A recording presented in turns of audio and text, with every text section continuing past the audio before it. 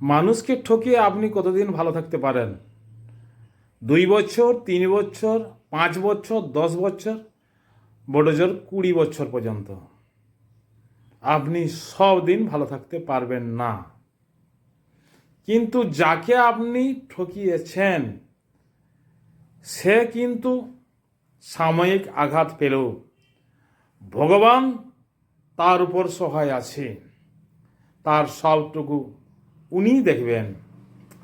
আর আপনাকে একদিন বিচার পেতেই হবে। কার কাছে? সেই ভগবান বলুন, ঈশ্বর বলুন, আর আল্লাহ বলুন, উনি একদিন আপনার ঠিক বিচার করবেই। আর সেই বিচারে আপনি কিন্তু রেহাই পাবেন না।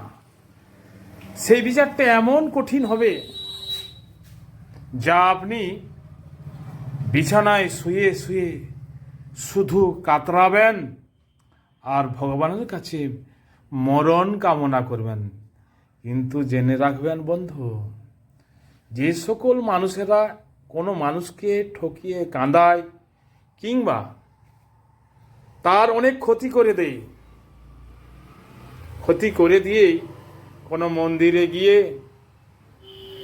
কোনো মসজিদে গিয়ে ভগবান বলুন, আল্লাহ বলুন, ক্ষমা চাই, প্রভু কিংবা আল্লাহ আমাকে ক্ষমা করে দিন। কিন্তু তিনি সর্বশক্তিমান, চারিদিকটা বিশ্ব ব্রহ্মাণ্ড তিনি নজরে রেখেছেন। আপনি জীবনে কি করেছেন, কার ক্ষতি করেছেন, কার সর্বনাশ করেছেন, ততদিন পর্যন্ত আপনাকে নজরে রাখবেন। তাই বলে আপনি অত সহজে জীবনের থেকে মুক্তি পাবেন? মুক্তি আপনি পাবেন না। ওই ভগবানের কাছে যেদিনেই বিচার সম্পূর্ণ হবে, বিচারে আপনার শাস্তি হবে, শাস্তি পূরণ হবে, সেদিনেই আপনি এই জগৎ থেকে ছাড় পাবেন। তার আগে নয়। আপনি যতই মরণ কামনা করুন, যতই ভগবানের কাছে প্রার্থনা করুন, ঠাকুর আমায় মৃত্যু দাও, কিন্তু না, অত সহজে আপনাকে ছাড়বে না।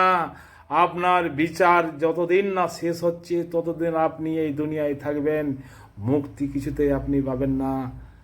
এইটুকুই বলতে পারেন যে আমি অন্য অন্য লোকের চেয়ে, অন্য অন্য মানুষের চেয়ে আমি বেশি দিন বেঁচেছি। সেই বাঁচা নয় বন্ধু, সেই বাঁচাটা শুধু শাস্তি পাওয়ার জন্য আপনি বেঁচে থাকবেন, শাস্তি, এইটুকু মনে রাখবেন।